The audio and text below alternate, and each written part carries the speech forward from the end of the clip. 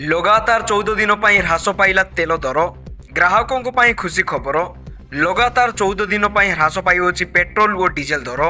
Petrol और diesel दर रे बड़ परिवर्तन होइछि। गाड़ी रे पेट्रोल पकाइबा पूर्वरु जानंतु आपणक सहर रे पेट्रोल और डीजेल दर केते रहिछि। सकाळु सकाळु जारी हेला नुआ पेट्रोल और डीजेल दर। ऑयल मार्केटिंग कंपनी माने देशर समस्त राज्य पई पेट्रोल और डीजेल दाम जारी कर दैछन्ति। प्रतिदिन तेलर नुआ दर निर्धारण करा जाय थाए। हेले भुवनेश्वर रे पेट्रोल और डीजेल दाम रे सामान्य परिवर्तन देखा मिली अछि।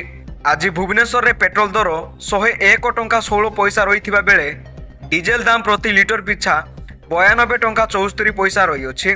सेहीपरि दिल्ली रे पेट्रोल लिटर पिछा 94 टंका 77 पैसा रहिथिबा बेले डीजेल दाम प्रति लिटर पिछा 87 टंका 66 पैसा रही अछि। मुंबई रे पेट्रोल लिटर पिछा 103 टंका 50 पैसा होइथिबा बेले डीजेल लिटर पिछा 90 टंका 3 पैसा रही अछि। सेहीपरि कोलकाता रे पेट्रोल दर 105 टंका 41 पैसा रहिथिबा बेले डीजेल दाम प्रति लिटर पिछा 92 टंका 2 पैसा रही अछि।